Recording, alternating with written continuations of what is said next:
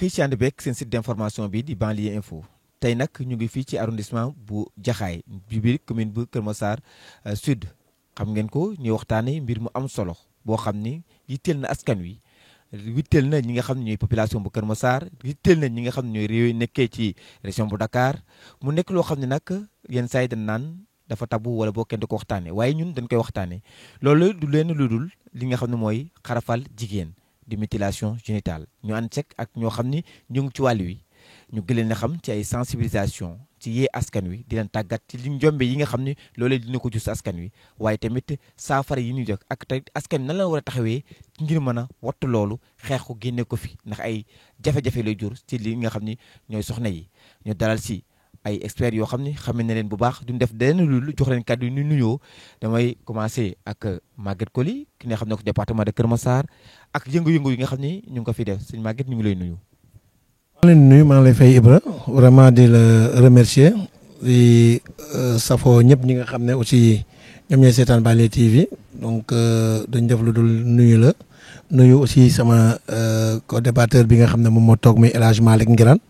donc moom tam mu doon relais bu am solo ci biir ñi nga xam ne ñooy yëngatu ci wàllu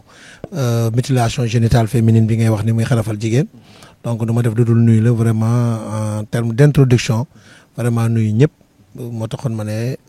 ñëpp ñi nga xam ne ñu ngi koy seetaan xam naa dinañ ci jëlee njëriñ après incha allah. ñoom mbégte bu baax dalal la suñuy plateau ñun ñoo ko dañ leen def rek du dul jox kaddu tamit ki nga xam ne mooy monsieur Ngirane moom tamit mu nuyu ñi nga xam ne ñu koy seetaan. bon merci beaucoup Ibra di leen jaajëfal bu baax a baax maa ngi tudd El Malick Ngirane je suis agent de santé communautaire au niveau du district sanitaire de Yeumbeul de facilitateur sur les mutilations génitales féminines et styliste maa ngi nuyu également sama naataango bi sama professeur sama maître sama mentor monsieur Maguette Coly di am mbégte ak contentement bu baax a baax di partager ak moom plateau bi. lu def na kon lu ñu jox maître bi mu waxuñu tey mutilation génitale yi ñu waxtaanee mooy lan te gën a leer askan wi ci kàddu yu leer nga askan wi mën ko dégg lan la dañ ko waxtaanee. waaw loolu dinaa ko jagleel ki nga xam ne moom mooy El Hadj Malick mu gën cee dugg sax ñu waxtaan mais pour que vraiment mu doon li nga xam ne saa su nekk nit ñi dañuy utiliser expression bi di ko wax mais mu doon li nga xam ne wax dëgg yàlla ci tënk ni ko olof di waxee rek dafay naan xarafal jigéen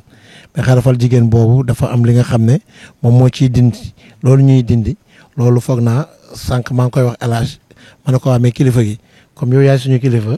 léegi dañ bëgg a xam ndax leçon ba mokk na mu ne ma bon ma ne ko waaw ma ne ko toog ci loolu la ñuy doore donc ndax leçon ba mokk na dañ ko bëgg a jox ndax moom li ñu jot a waxtaan tàggat ko ci ba xool moom naka la ko mën a gisee ak naka la ko mën a définir moom sax ñu jàllax ko laajte bi rek ba xam.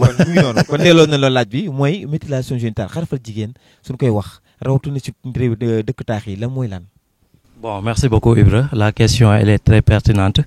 Merci à toi aussi, monsieur Maguette Coly. Donc, les mutilations génitales féminines, communément appelées les MGF, désignent l'ensemble des interventions visant à abstraire l'ablation des organes génitaux féminins externes de manière partielle ou totale pour des raisons non médicales. C'est-à-dire booy wax mutilation génitale féminine si gàttalool ci tënk mooy xarafal jigéen autant dañ doon gis ne góor lañ daat xarafal te ñu ngi koy def ba tey gisuñu fi benn conséquence mais li problème bi mooy jigéen boo daggee fi nga xamante ne mooy ay parties intimes mën na fa jëlee li nga xamante ne mooy ay problèmes yu bëree bëri yoo xamante ne suut si débat bi dinañ ci gën a yaatal gën see xuus nga gën a xam ne ay loraange dong lay jural askan wi moo tax ñu fas yéene jug xeex loolu ba képp kuñ gis ngay xarafal jigéen boo demee di nga ci jëlee ay daan yu méttee jërëjëf Ibra. kon xarafal jigéen ci ak te nga ko mën a tënk mooy wàññi yenn ci cëru ñi nga xam ne mooy ci arwa ku jigéen ki noonu la demee mooy wàññi ko mu nekk loolu aussi di ko jural ay jafe-jafe kon Maguette yaakaar naa ni tari na li nga xam ne mooy leçon bi. waaw moom noonu comme ni nga ko taree la xam nga moo tax mu ne la mooy ay ablation mooy maanaam tey boo demee même ba OMS daf ci génne mooy 4 types yi pour moom ñeenti façon yi ñoo am benn mooy fi nga xam ne dañuy ne coppet tuuti rek la ñuy génne ci li nga xam ne moom mooy clitoris bi. beneen bi mooy bi nga xam ne dañuy génne ci clitoris bi génne waale ci lèvres yi peut-être lèvres yi beneen bi ñetteel bi mooy bi nga xam ne dañuy génnee non seulement clitoris bi génnee li nga xam ne mooy petite lèvre mais demaat encore ci grande lèvre yi léegi nag bu mujjee bi mooy bépp xeet nag moo tax ñu def ko 4 types yooyu moo tax moom mu wax la mooy xeet yooyu waaw moo tax mu tënkal la ko ne la xeet yooyu yëpp la lépp li nga xam ne ñeenti xeet yooyu yëpp ñoom dañ ko jëlee comme li nga xam ne moom mooy excision parce que buñ ci jógee sax am ñeen ñi xam bu ñu paree dañ ci koy ñaw yooyu yëpp moo tax moom mu effectivement ni mu la ko waxee noonu la loolu mooy xeet yi nga xam ne moom la ñu génnee waaw bu mujj bi sax mooy 4e type bi OMS ba daf ko bañ ba daf ko ne dafa ne beneen xeet bépp xeet bu mu doon daal à part ñett yooyu bépp bu mu doon rek moom mooy 4e bi parce que waaw vraiment dafa doon li nga xam ne dañ koy génnee vraiment dafa doon lu maara day taal daal waaw doy naa la trop. ñu ñëwaat tey loolu moo ko waral cause yi lan la moo waral tax loolu di mën a am. bon merci beaucoup grand Ibra mutilation génitale féminine li koy waral bari na parce que dafa nekk loo xamante ne dafa yàgg donc da ngay gis ñoo xamante ne seen ay communauté lañ koy jëlee c'est-à-dire dañoo bari ay ethnie bari ay ethnie bari ay xeet te xeet bu nekk day am ay aada ak ay cosaan donc première cause bi mooy affaire caada la maanaam da ngay nekk ci dëkk pour des zones très reculées pour ne pas stigmatiser benn secteur du ma lim mais am na fi village yoo xamante ne sori na nit ñi nag dañuy daal di tuxu parfois parce que mënoo nekk fenn rek ne ñëpp foofu la ñuy dëkk toujours mën nañ tuxu ñëwaat jaxasoog nit ñi te seen i ay pratique wala seen i ay culture fu ñu mën a dem dañ koy daal di yóbbaale donc mu nekk aada boo xamante ne nekkul luñ rafetlu parce que coono kase lay indi bu weesoo loolu dafay nekk loo xamante ne dafay tuuse tuuti ci société bi ak ni ñuy dundee par exemple tey boo ko bañee mën nañ la sikkal wala ñu commencé la stigmatiser wala kii dafa réew kii lii lañ fi xam suñu maam yi lii lañ yàgg a def donc moom lu mu war a moo li ñu ko wax mu nangu jëfee ndigal sinon aussi doo gaaw a sëyi boo ko bañee di nga am yeneen problème yoo xamante ne loraange donc la lay jural maanaam mën na dem sax ba dañ lay xeeb parce que dañu yaakaar ne yow tu n'es pas complète tu n'es pas parfaite donc tu es obligé de le faire parce que ay traditions yi ñu fi bàyyi la te loolu noonu lu jar a xeex la te ci lañ nekk nii ba tey. ku mu nekk aada moo ci nekk ku ma gét yëngu ci wàllum sensibilisation ci population bi di nga ko nee na aada la maanaam ci nit ñi ñun bindoo wala boog mu ñoo tax ñuy def loolu yow ban jàngat nga amaat ci li nga xam ne mooy cause bi. xam nga loolu la ñu ay normes sociales maanaam normes sociales yooyu mooy aada gi nga xam ne dafa sax dàq fenn léegi loolu bu amee yenn saa yi nag bu mën ñu ko dàq dès le départ parce que jubluwaay bi des fois mën na doon jubluwaay ju baax ñoom xalaat bi mu ñuy xalaat mën na doon lu baax xam nga man damaa bëgg a tukki dem extérieur mën na doon xalaat bu baax waaye jël gaal gi xëy na moo doon moyen bi nga xam ne du moyen bu gën bi comprendre donc noonu lañu leen di mën a comprendre ñoom au départ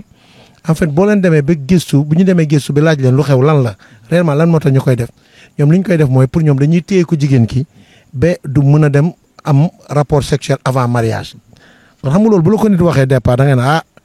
kon képp ku mën a aar xale bu jigéen daal pour bu mu dem am rapport sexuel avant mariage kon lu baax la xam nga loolu déjà lu baax la mais est-ce que moyen bi ñu utiliser est-ce que c'est le meilleur moyen pour loolu mooy maanaam ñoom lu tax ñu koy def mooy tey takkuñu tànkam yi defuñu leneen mais dañoo dem di génnee li nga xam ne moo gën a sensible si nit parce que c'est pas pour rien ñu def ko c'est pas pour rien ñu dem foofu directement parce que dañu xam ne appareil boobu yàlla sàkkal doomu aadama muy jigéen boobu li tax mu sàkk ko lan moo tax mu am c'est parce que appareil plaisir la maanaam plaisir boobu mu war a mën a joxe pour ñoom tant que mu ngeeg yow rek maanaam mën na la yóbbu ci sensation pour que nga mën a am plaisir pour sa góor donc ñoom suñ pour ñoom gis-gis bu ñu am mooy pour aar loolu pour mën a protéger la fille mooy nañu génnee loolu ko war a mën a jox envie dem def ak see góor gis nga kon da ngay ne idée première bi ce n'était pas en fait une idée mauvaise mais en fait moyen bi ñu jël pour protéger fille bi nag moom moo am après ay njeexital yi nga xam ne yu baaxul waaw parce que boo dem dans toute société am nañu ay stratégie pour nañ la ñuy aaree xale am na benn causerie bu ñu doon def fan yee passé ñu ne ko fële à Malika ñu waxtaan un peu rek ñu dugg ci waaw mais sama mbokk laay ni lu tax ñuy maye xale yi depuis temps xale quoi jël saga takk mais c'est l'idée première c'est de protéger en fait la fille pour ñoom xale bi war na mën a en fait téye boppam abstenir ba mariage waaw mais est-ce que le seul moyen de cela c'est ôter à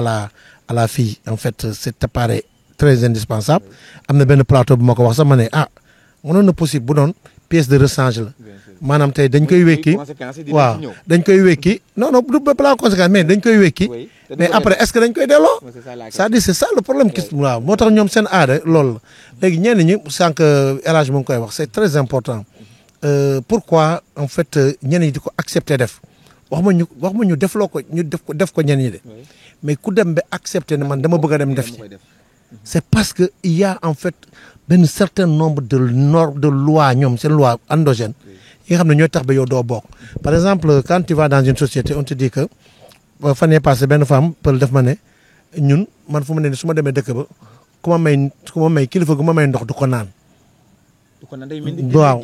voilà dañ koy comme noonu. du ko naan ba ne ko lu tax du ko naan mu ne parce que comme defaraluñ ma loolu pour moom man setuma je suis une fille impure quoi man fille ku impure la donc imaginer considération yooyu nee na même suñu demee toog war a waxtaan ñoom ñi ay mag sax bu ñu demee war a waxtaan moom du bokk si ñi war a toog ci waxtaan bi parce que tey dañ ko considérer comme une fille bi nga xam ne impure la. ainsi de suite loolu muy pousser nit ki mu dem ba révolté bi finalement moom mi si wàllu boppam day bëgg pour mu bokkaat ci société bi day bëgg en fait ñu def ko donc c'est des normes sociales yoo xam dañu leen construire dans la tête des gens des années et des années et des années et des années ba aujourd'hui pour mu deñ yombul noonu daal mais c'est des causes yi nga xam ne ñoom ñoo am daal principalement waaw. kon mbokk yi ma fàttali leen ba tey ñu ngi fii ci ni ngi waxtaanee li nga xam ne moo ci Kër Massar Sud di waxtaanee li nga xam ne moo jëm ci mutilation génitale ñu gën koo xam ci xarfal jigéen kon mu am tey ñu nekk ci biir zone urbaine maanaam loo xam ne ci biir dëkk taax yi la tey dëkk kaw yi lañ daan gis activités yu mel noonu wala boog ay pratiques yu mel noonu tey lu tax ngay ñëw gën a accentuer li nga xam ne wala bu gën a bari jéego yi ci aar wala boog yee askan wi ci biir li nga xam ne mooy dëkk taax yi dañ dafay am wala. Grand Ibra boo gisee projet bu toll nii jógee fu ne bëgg a ñëw fii nii ñëw na fi sax commencé def ay liggéeyam day waral ne nit ki ak fu mu mënti nekk bu yoree benn culture boo xamante ne mi ngi koy def day bëgg fu mu dem daf ko fay faral di yóbbu donc culture yooyu noonu ak tradition yooyu noonu ñuy woowee aada ak cosaan moo tax saa su ne doone Dakar lañ nekk rek lii amu fi da nga naan gisaguma ko te ñun ñu nekk ci terrain bi di gëstu xam nañ ne pratique boo xamante ne bu existé la donc am ay xeet yoo xamante ne ñu ngi continuer di ko def te loolu lañ bëgg a xeex maanaam ci combat boobu noonu lañ nekk ci département de Kër Massar bii ñu ne képp kuñ gis nga koy def waaw après bu ñu ñëwee ci conséquences yi rek di nga xam lii moo la ci war a fekk di la dalal sa xel encore une fois ne ñu ngi ciy liggéey te solution dina am incha allah parce que teg nañu ay stratégie yoo xamante ne gin naa ne problème bi dina xaw a saafaraw waaw le temps que ñoom ñi gën a xam ne dañ koy teel. ok mais Maguette da ngay gis tamit ni nit ñi tamit duñu juwaloo ak autorités yi maanaam xam nga autorité dañuy jàpp ne ci dëkk àll bi la dëkk kaw gi la dañ fa dem fekk lu mais day mel ni am na ñoo xam ne dañu préféré ñëw Dakar def ko delluwaat. loolu dafa yàgg am ay cas yoo xam nga ko yéen en tant que ñu ngi ci yëngu. waaw mooy moom loolu loo waral sax en fait la requête bi ñu ko bindee aujourd'hui moo ñuy profité aussi occasion bi pour remercier UNICEF ak FUNIAP parce que le comité départemental pour la protection de l'enfance bi nga xam ne préfet moo ko jiite ñu koy gërëm moom it le préfet Babacar Ndiaye en fait bu ñu ñëwee dans le cadre de la requête moi en tant que point focal société civile ak point focal institutionnel bi dañ njëkk a xalaat lool bind lool. Après, mais, mais est-ce que vous savez que réellement c'est une pratique très importante et que Amnafi, si c'est parce que Amnafi, moi, nous avons une requête. Ils ont dit que non, est-ce qu'on peut avoir au moins des éléments de preuve pour que vous ayez Amnafi. Effectivement, nous avons des éléments de preuve, surtout ce qui s'était passé à Boune, il y a aussi exciseuse avec les enfants qui sont victimes de cela. Alors, c'est problème stratégie là. Au départ, moi j'appartiens à une communauté où en fait pratiquement ci samay sœurs yu me dirait mais non mooy maanaam même vacances bu jotee ñëppay dajaloo ñu dem foofu dëkk ba bu ñu demee dëkk ba ñu dem defee ko fa après doog a ñibbisi mais comme c'est interdit par la loi comme am na ñi nga xam ne ay daan ñu ñeenti kii nit ñi ne di leen ko tere alors maintenant ce sont les exciseurs qui se déplacent ñoom ñoo ñëw Dakar ce qui se passe à Kër Massar c'est extraordinaire durant même nos causeries on a pas mal de causeries ñu def da ngay dem les gens te disent carrément que ne man fii lañ ma ko defee à Dakar après tu te dis que mais tiens nous on pensait que comme li nga wax sànq rek que ci réew taax rek lañ fee réew kii lañ koy def réew kaw gi mais on ne savait pas que vraiment c'était aussi pratiqué ici dans en ville vraiment jaaxal nañu woon trop mais comme ni ko El Hadj ngi daan waxee bon lu ñu mën a def mooy waxtaan en attendant bu ñu egg ci solution yi on va vous dire que yenn stratégie yu ñu lal pour loolu daal. jërë nga jëf mbokk yi kon ba tey ñu ngi leen di fàttali ñu ngi waxtaanee li nga xam ne moo jëm ci wàllum li nga xam ne mooy xarafal jigéen nañ jàpp ni am na te lu am la fii ci biir département bu Kër Massar loolee nag soo gisee ñu ko xeex nekku ni dañu ñëw ngir dàq aada wala dàq li nga xam ne moo fi am dañoo ñëw ngir defaraat mooy nag wàññi loraange yi nga xam ne mi ngi koy jur ndax loraange yu doy waar yoo xam ne tey ñu ngi koy jur du loolu duñ def rek lu dul dugg ci jafe-jafe yi li nga xam ne loraange yi nga xam ni mu ngi jur ci jigéen ñi nga xam ne def na leen ko loraange yooyu ngiraan lan mooy jur ay jafe-jafe yoo xam ne jox na ko jigéen ñi. bon mutilation génitale féminine Ibra bu ñu doon wax ay loraangeem xam naa fii la ñuy fanaan xanaa dañ koy tënk rek leeral ñi nga xamante ne ñoo ngi koy def ñi daal di xam ne mutilation génitale féminine matériel yi ñu koy defee maanaam lamset yi paaka yi jumtukaay yi ciseaux yi duñ ko sax désinfecté mën nga ci am ay infection comme tétanos et le VIH sida mu nekk yoo xamante ne mën nga ko wàllaat ñeneen ak ñeneen ñoo xamante ne seen yoon sax du ci faral di nekk mën nga ci am ay hémorragie ay douleurs yu intense te mën nga si dem sax ba Ibra dootoo yëg plaisir maanaam fi nga yëgee bànneex sax dootoo ko am mën nga ci am dépression trouble psychologique mën nga ci am ay problèmes yoo xamante ne doo xam foo koy wax jee mën na yàq sa jàng mën na la traumatiser donc conséquences yi bëri na bëri boo xamante ne fii la ñuy fanaan buñ ko doon lim damay bàyyi tonton Maguette mu gën see xuus. waaw mu gën see xuus mais nag li nga xam ne Maguette wax na ko ngi naan wax na ko maanaam infection yi maanaam am ñu bëri ñoo xam xamuñu luy infection mais infection mooy lamset bi ngay utiliser mu am jàngoro bu ci nekk jàngoro ba la ngay dagg nit ki ubbi nga yaramam deretam ubbi nga ko mu jaar fa jàngoro ba doomu jàngoro ba jaar fa jox ko indi ko ay loraange mu ne nekk sida mu ne nekk leneen ak leneen ak leneen yoo xam ne ay ba si tétanos sax da ciy am Maguette yooyu ci jafe-jafe yi loo ci wax. waaw jafe-jafe yooyu wax na ko en fait loolu mooy li nga xam ne sax mooy maladie infectieuse yooyu nga xam ne peut-être que nit ki ci jëfinam rek la ko wàllee keneen ki daal mais au-delà de yu mu wax mais c'est pertinent par exemple yu mu cité yëpp yooyu la am na si bi nga xam ne sax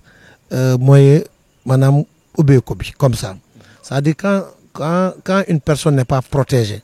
Bonjour les dégâts maanaam ngelaw bu romb wala lu romb sax mën na la dugg moo tax souvent vraiment ñuy gën a conseiller femmes yi ñuy jiital parce que aussi ñu def la loolu sa lépp tijjeeku donc yow bonjour les dégâts lu xew rek ngelaw bu am lu jóg mën na jékki-jékki rek dugg sa partie génitale yi donc dafa doon li nga xam ne et bu ñu eggee am na ñi nga xam ne aussi dafa métti côté médical bi dañuy dem ba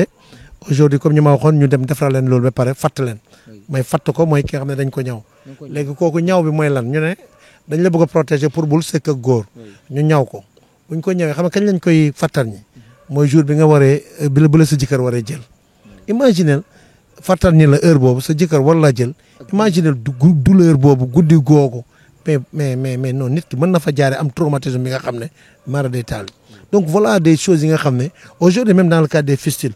bu ñu ñëwee aussi da ngay gis kenn ko dem ba même pour mu accoucher normal mu doon encore ay problème ñenn bu ñu demee ba nar a accoucher il faut que encore ñu gën leen a tijji defaral leen ay déchirures yi nga xam ne mën nañ fa tax perte beaucoup de sang am ay hémorragie donc si côté médical bi moom c'est extraordinaire vraiment des femmes souffrent quand des femmes viennent nous dire certaines choses yow sa yaram day doobe da ngay bëgg a jooy parce que lay wóor ne ñii bon dañuy gérer rek daal waxuñu xam nañu. tey on peut avoir quelqu'un qui peut vous interroger en vous disant oui yéen waa Banlieue TV def ngeen telle émission mais lan moo tali non on dit pas que toutes les femmes sont clitorigènes dafa am ñaari façon dafa am ñi nga xam ne mën nañu am sensation plaisir non pas par le clitoris mais à partir vaginal xam nañu am na ay femmes yi nga xam ne côté partie génitale boo jëlee même sein yi rek mën na tax ba ñu am plaisir on dit pas que képp ku ñu exciser rek dootul am plaisir on ne le dit pas mais on dit que ça c'est un appareil de plaisir voilà le seul appareil bi nga xam ne ou l'un des seuls bi nga xam ne moom loolu mooy liggéeyam moom métier mooy liggéeyam mooy maanaam jox nit ki plaisir waaw xam nga ween sax mën nga ne pour nampal xale la après ainsi de suite mën nga wax loo wax leneen si beneen partie si 13 parties yeneen yi nga xam ne pour jigéen la mais boobu pour plaisir rek la boobu amul beneen njëriñ beneen leneen lu mu war a def lu dul loolu donc boo ko otee loolu lañ lay wax nag ne mën na xañ femme bi plaisir parce que aussi nous sommes en direct dañuy waxtaan donc loolu moo tax ñuy gën a préciser ne vraiment c'est un élément bi nga xam ne war nañu mën a xoolaat yan stratégie la ñu war def pour protéger les femmes et non en fait par cette mais aussi Maguette sur le plan social source la de conflit dans les foyers ci biir néegu sëy yi ndax da ngay gis jigéen boo xam ni mënut a def am benn bànneex wala boog mënut a jox jëkkëram yenn yi mu am ay source de conflit ci biir néeg bi aussi cas yooyu rencontré ngeen ko. mais combien de divorces après naa jox ngi naan ñun ñaata lañ toog ay causeries des femmes nous disent que par exemple benn femme bi lu mu ñu mujjee wax ma def ñu ne man bii mooy sama 3e mariage sama deux divorces yëpp lan moo ko causé benn bi mooy li El Hadj ñu doon wax léegi mooy bi njëkke bi goro bi xamee ne la dame elle n'est pas excisée moom côté boobu la njëkk a wax ne kon kii mënul des ci kër gi mu demaat remarié waat la même chose s'est produite lorsque l'information a fuité que ne la dame la jotul kii jotul excisé wu léegi nag mu ñëw jox kilifa gi seen mag ñoom seen magu kër bu mu egsee rek mu may ko ndox bu mu ko mayee ndox ba pare xam nga mooy magu famille bi yëpp moom rek la fekk si kër gi mu jox ko ndox bu mu ko joxee ndox bi kilifa yi naan ba pare ñu ñëw toog après ñu ñëwaat di may paa bi ndox paa bi ne non diw may na ma ndox mu doon catastrophe de loolu moo indi woon deuxième divorce am xam nga kooku déjà moom fu mu ne noonu pour ñoom bokkul société bi léegi en terme de plaisir muy contraire bi am na ki nga xam ne li mu ñu nettali mooy loolu daf ñu ne moom daal depuis bu mu sëyee ba tey on ne peut pas te dire que ne fan la mos a am plaisir si néegu sëyam moom nee na moom mosu ko am daal elle fait semblant elle est là elle fait comme si vraiment elle vivait cette situation mais c'est très difficile El Hadj peut-être moom tam def na ay causeries moom mën na ci am ay exemple yu bëri waaw El Hadj mi ngi noonu ay conséquences yi du jeex mais nag il faut que ñu jukki ci yu am solo bokk na ci ñàkk plaisir donc sànq Maguette mi ngi koy wax nee naam loo xam du pièce de résistance dagg nga ko mais tey nga jox toor ku jigéen ki jox toor ku góor ki ndax delloo woo ko indi nga ay tolof ci biir néegu sëy bi kaay yu mel noonu di rencontré ngeen ko yoon ci mën a wax. da ngay gis ne tonton Ibra affaire bi li ci gën a grave mooy dañ koy def sans son consentement c'est-à-dire duñ ko tàggu duñ ko laaj xalaatam dañ lay nax comme booy jonga xalafal xale rek ne ko kañ dem ma dem jëndal la dara nga nax ko ba mu yegg si nga violer li nga xamante ne mooy ay droit am ay àq ak ay yelleefam mu nekk lu ñu war a xeex parce que kaay yi ci am lu ci bari noonu lay demee am na ci benn xale bu jigéen moom dafa wax ne moom xamul woon ne sax loolu lañ koy def loo tellement que maanaam violation la te dafa nekk loo xamante ne dañ ko war a dénoncer parce que dafay yàq suñu société. mais dénonciation bi est-ce que dina yomb suñu gisee ni c'est sociétal ci askan wi dañ ko bindoo seen bopp dem nga bañ ñu lay rejeter parce que defoo ko yow est-ce que dina yomb Maguette naka ngeen koy def. en fait moo tax ñu développé benn approche bi ñu ay ATG mooy approche transformatrice de genre maanaam approche bi dafay indi ne mu xaw a accepter sa idée postulat de départ bi da koy xaw a accepter maanaam li nga wax dëgg la de di nga wax parce que dañu war a aar xale yi waruñoo mën a en fait am ay rapport sexuel avant mariage xale yi waruñoo sëy góor waruñoo tëdd ak góor avant mariage c'est-à-dire idée bi bonul en tant que tel maanaam donc boo bëggee waxtaan ak ñoom da ngay accepter seen norme sociale ba pare nga accepter ne c'est une très bonne idée c'est bien c'est vrai mais est-ce qu'on ne peut pas avoir d'autres stratégies yi nga xam ne ñoo gën peut-être que lii vous voyez c'est-à-dire ci loolu nga leen mën a indi pour ñu sensibiliser leen soo gisee tey mais émission bi ñan ñoo koy def ñun ay góor lañu lan moo tax approche bi accepter góor war koo mën a def c'est parce que c'est l'homme qui commande en fait kii di commander package bi mais c'est un homme ñun tey kenn ku ci nekk boo ko nee mariage day préférer femme bu vierge kon donc c'est l'homme qui commande le package commande boobu muy def moom moo soxla femme bu vierge moom la bëgg a takk mais pourquoi l'homme en tant que tel ne s'abstient pas avant pourquoi l'homme ku góor ki war a mën a dem tëdd ak ay waaw du téye boppam pourquoi mu war a mën a dem tëdd ak ñeneen ba heure bu ko neex ba pare moom su bëggee takk jabar mu soog a bëgg a xool ki nga xam ne dafa vierge pourquoi loolu donc nu mu valable ci ku góor wala mën a valable ci ku jigéen pour au moins ñu mën a kii waaw non du en terme de droit la wax en terme de droits humains la wax maanaam nit la rek tous les hommes naissent libres et égaux en droit xam nga et en dignité maanaam dignité boobu aujourd'hui kan moo commandé moo tax du la question pertinente de kan moo initié loolu certaines personnes te diront ay jigéen la kenn ki ne la no góor la parce que ba fu muy mujj finalité bi njeexital bi kan la gën a intéressé mais c'est l'homme qui préfère une femme vierge vous voyez xam nga c'est l'homme qui préfère une femme vierge moo tax loolu ça va entrer maintenant dans la société ñu cultiver ko de telle sorte que tey même jigéen ñi lu ñu lay wax man de bu rusloo xeet bi bu rusloo famille bi vraiment dañu bëgg boo tëddee rek buñ la jëlee ñu xam ne yow da nga vierge mais maintenant l'arme de la virginité mais ñëpp ko bëgg kenn bañu ko mais comment protéger la femme ba mu egg si niveau boobu maintenant en matière de santé loolu moo tax mutilation génitale yi doon benn affaire équation moo tax bu ñu ko bëggee solutionner il faut que ñu dugg un peu si seen normes sociales yi waxtaan ak ñoom ko ñu comprendre ñoom ñi seen degré de responsabilité ci loolu am na ñi nga xam ne comprendre ñu mais il y a beaucoup de gens lorsqu'on a fait les causeries parce qu'il y en a 10 dans les 3 départements dans les 3 arrondissements on en a fait 10 à Yeumbeul dans l'arrondissement de Yeumbeul di remercier Cheikh Tidiane Seck bi nga xam ne moo fa nekk point focal ak le sous-préfet Birame Ba bi ñu ñëwee aussi au niveau de Malika ak le sous-préfet aussi foofu def nañ fa 10 moom ak Baye Mor en tant que point focal def nañ fa 10 causeries moo tax ak fii ñu nekk nii au niveau de Jaxaay Parcelles Assainies donc ak Kër Massar Sud boole ko yom ñëpp mu doon benn arrondissement donc foofu dafa doon fi nga xam ne moom lañ koy def mais tu te rends compte que ne effectivement c'est des pratiques qui sont là nga gis ne ñoom dañoo sonn ci mbir mi nga xam ne sincèrement mutilation la moo tax loolu daal c'est un peu difficile quand même. Ngiraan lan mooy solution bi lan la ci sensibilisation naka lay demee. bon solution bi mooy ñi sensibiliser la population à ce que ñi xam loraange yi nga xamante ne la mutilation génitale féminine moom ñu koy jural muy conséquences yi donc ñi xamal leen aussi ne képp kuñ fekk nga koy def loi bi dañ ko fay teg te yàgg na fi buñ la fekkee nga koy wala nga gis ko koy def dénoncé woo ko di ngeen tëdd de parce que dañ ko tere actuellement. pen bi lan parce que nit ñi aussi di xëbal leen mais ñu xam leen danger ak lu ñuy def. mën nga sëy tëdd ba 10 ans sax te boo ci rayee nit xam nga loolu moom beneen affaire lay doon maanaam nga xarafal ko mu jaaree fa ñàkk bakkanam te loolu doo xam sax looy tëdd loolu ñun duñ ko xam c'est crime la. parce que hémorragie mën na ci am. crime la deret yu bëri mën nga ko perdre hémorragie bi loolooy problème bi nga xamante ne daal pour saafara ko ñi respecter loi yi respecter charte yi ñu fi teg tey dénoncer tey sensibiliser le maximum possible waaw. surtout la dénonciation dafa am solo Maguette wax na ko dénonciation parce que aussi nekk nañ ci banlieue bi nekk département Kër Massar proximité bi bëri na nit ñi kër la si kaw kër ku ne xam nga sa moroomu kër la fa xew kon boog nës-nësal bi nan koy dénoncer tey looy wax askan wi. waaw loolu dafa doon li nga xam ne dafa bokk sax si arsenal juridique bi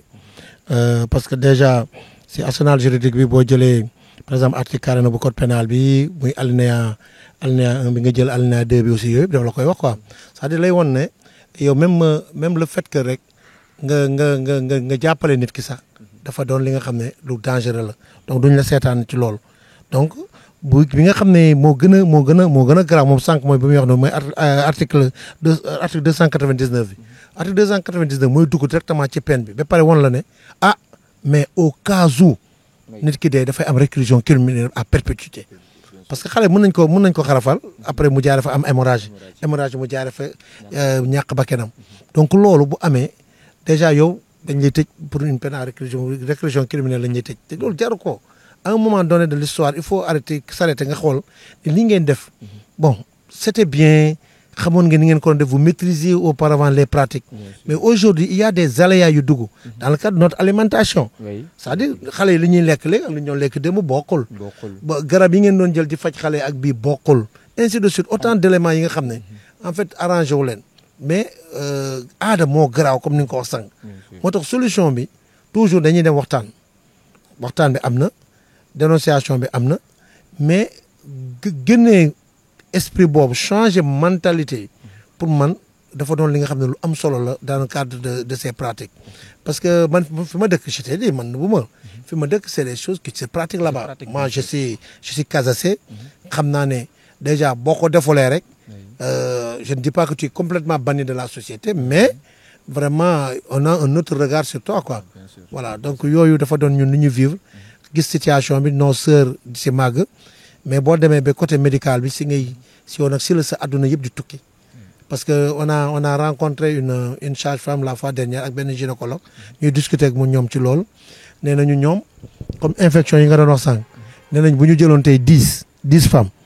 7 yëpp c'est des femmes excisées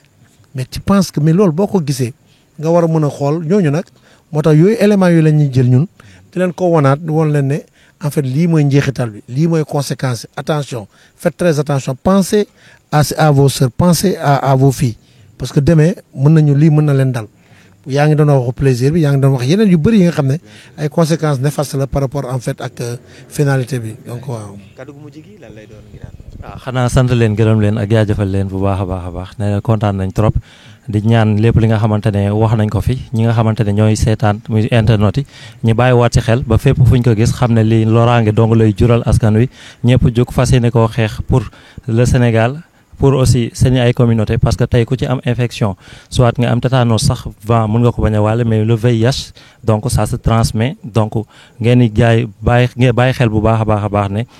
loraange bi mën na jóge fale waaye tam mën na ñëwaat si yow ba lu tàng si la te xamoo fu muy dal ji dóoral rek mais dal mën na la fekk si à tout moment donc bul bàyyi mu sedd ndëppal bi jeex fi ndax tey da nga gis benn famille boo xamante ne dara dafay xew mais su dee si famille bi la même yow boo bëggul sax doo bëgg a dénoncer parce que doo bëgg a lor ki nga bokkal donc bu fekkee viol dafa am wala excision wala genre yi dañ koy nëppal léegi nag kuñ si jàpp rek da nga xam li la ciy fekk surtout boo ci loree nit loolu moom criminel lañ lay jàppee te di nga ko tëdd donc ñu ngi leen di santaat baax a baax di nuyu di gërëm aussi monsieur Maguette di ko jaajëfal bu baax a baax di leen gërëm bu baax a baax Maguette maa ngi lay gërëm waaye nag di wax kàddu rek ni askan wi ñu bëgg na bàyyi xel ni li nga xam ne mooy xarafal jigéen baaxul xarafal ci góor la lislaam indi na ko diine indi na ko waaye nag niñ ma dañ naan aada ci la magee ba ko fa waaye na nekk aada bu baax loolu li nga xam ne mooy xarafal jigéen day lore di indi ay gaañ-gaañ te day faat kon nañ ko baax bàyyi leen bu kenn wàññi dara jigéen nañ ko ba nu mel yaakaar naa loolu la noonu la ko yàlla bëggee noonu la ko lislaam bëggee noonu la ko diine yëpp bëggee kon bokk nekk na loo xam ne ay loraange la yoo xam ne ñu ngi koy jur kon message de sensibilisation bi nga xam ne ñu ngi koy jox askan wi aussi ñu gën ko bàyyi tey dénoncer surtout ñun suñu problème Maguette mooy la dénonciation amuñu culture de la dénonciation parce que danaan diw sama mbokk la diw sama doom bàjjen la diw ñoo dëkkandoo la diw moom may lewali diw moom may jàppale waaye diw nag bu bàyyi bëgg tax nga lor xale bi wala nga lor ki nga xam ne mooy kii ndax ku nekk d'ailleurs loi bi c'est très clair ku ñu gis nga def accident wala nga xam jàppale woo ko sax loi bi def la daal loolu nag mooy assistant à une personne en danger yaakaar naan kon mi ngi noonu kon nag kàddu gu mujj gi ma bàyyi la nga tëj. waaw du ma def lu dul yow sax yow déjà émission bi def nga ko sax sa vraiment ce message bi ñun sax dinañ ko jël di ko utiliser parce que déjà c'est un message très fort wax dëgg yàlla ñun du daal duñ def lu dul remercier partenaires yi aussi mooy waa UNICEF ak FUNIAP parce que ñoom ñoo am benn programme conjoint donc je pense bien que tey bu ñu amee occasion def ko c'est bien mais aussi il y a en fait quelque chose qui est prévu pour que toute fille victime de cela dafa am benn enveloppe bu ñu prévoir pour prise en charge ak accompagnement bi même dans le cadre traumatisme même dans le cadre juridique donc loolu tam mu sóoraale nañ ko donc moo tax ñu doon def ay causeries sóoraale aussi presse bi boo tax soo gisee ñu gën a démultiplier encore dellu si waat ci presse bi dañu xam ne vous jouez un rôle tellement important surtout dans le cadre de la sensibilisation et que émission yi suñu paree dañ ko gën a wasaare nañ ci gën cee mën a gëstu d'ailleurs UNICEF ak FUNIAB dañu préparé aussi benn guide bi nga xam ne dañ koy jox nit ñi pour ñu mën a gën a gëstu gën a xool nuñ koy gën a animer au cas où ñu bëgg ay causeries yu demee noonu là aussi vraiment war nañ ko mën a partager ak yéen ko defee yéen tam ngeen utiliser guide boobu à chaque fois dans toutes les occasions qui se présentent ngeen war see mën a gëstu donc kaddu yu remercier le préfet comme ni ma la ko waxee sànq le préfet Babacar Ndiaye remercier monsieur Sarr mi nga xam ne moom mooy point focal institutionnel bi ak tous les acteurs de institutionnels mais aussi les acteurs de la société civile sans compter suñu brave gars yi waaw parce que ce n'était pas évident c'est un sujet très sensible mais ils sont très engagés ils ont le courage parce que nag courage dafa baax si nit Ibra te loolu ñun loolu lañ la gën a nawee parce que aussi nit ki boo amul courage rek doo mën a avancer quand tu vois que quelque chose est injuste tout dara lu dul ñëw taxaw wax ci mooy dénonciation bi ngay wax noonu ce que nous faisons aujourd'hui c'est un plaidoyer c'est des trucs yi nga xam ne c'est dans le cadre de la sensibilisation ñu koy def ay xale lañu présentement c'est des gens qui n'ont pas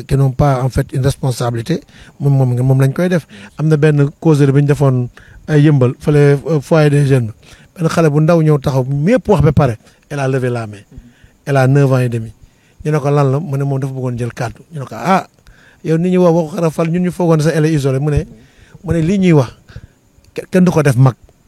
ñun lañ koy def kon jox la ñu kàddu tu as vu combien de fois elle est très intelligente par rapport ak loolu donc loolu la ñu jox ko kàddu bon mu ne il faut nous informer nous sensibiliser pour ñu comprendre comment faire de l'autoprotection comment éviter cela parce que tey mën nga toog rek sa tante wala sa yaay yónni la dëkk ba ne da ngay dem vacances ndeke ñoom dañoo programmer moom ak ay famille am que ñu def la ko donc autant d'éléments qu'il faut sensibiliser. tey ku bëggoon a dénoncer nan lay def. bon dénonciation bi yaakaar naa ne ñëpp dañoo war a xamante ne police gendarmerie ak li nga xamante ne mooy préfet lañ leen war di jege bàjjenu gox yi aussi bu ñu leen fàtte jéem a xool aussi les relais communautaires les agents de santé communautaire jéem a xool ni ñuy wootee ci numéro vert yi muy 800 00 50 50 képp ki nga xamante ne gis ngeen mu koy def boo leen ragalee dem jéem leen woo ñi nga xamante ne moom laa leen limal ñi ñëw daal di koy saafara pour mu mun fee jógee. jërëjëf. et que vraiment ñu lay gërëm yow tamit. ci émission bi. di gërëm sa technicien yëpp laa rawatina sama sëriñ. waaw ñu koy monsieur Ousmane ñu koy gërëm di ko sant merci beaucoup. jërëjëf kon mbokk yi mi ngi noonu mu nekkoon émission bi nga xam ne nag des plateau spécial ñu jagleeloon ko li nga xam ne mooy xarfal jigéen kon li leen ko wax duñ dàkk di leen ko wax nan ko bàyyi ndax luy lore la xarafal jigéen nekk na danger si li nga xam ne mooy société bi donte la aada la mais aada la boo xam ne day lore kon nan ko baax te it di gën a aar ñi nga xam ne tout tànk yi gën leen sensibiliser waaye jox leen kàddu ñuy waxtaan ak ñoom yaakaar naa ne mu loolu looy gën a taxaw ngir ñu mën a xeex lépp loo xam ne loraange bu ñaar dal seen kaw mbokk yi kon mi ngi noonu di leen dox di daje beneen émission du ñàkk nag dinañ jox ñi nga xam ne mooy victime yi ak kàddu ngir ñu gën a yaatal li nga xam ne mooy li ñuy dund ak jafe-jafe bi nga xam ne ndax Sénégal psychiatrie yi am nañ ci psychologue yi am nañ ci wàllu ndax duñ jox ka amuñu di faral di dem ci psychologue ñun ñàkk dina am beneen plateau boo xam ne dinañ ko jagle loolu naka la ñuy demee psychologue ndax pression bi noonu la bare ci kaw askan wi kon mbokk yi mi ngi noonu mu nekkoon seen émission bi nga xam ne jagle nañ ko wàllum xarafal jigéen di leen dox di daje ba beneen yoon jërë ngeen jëf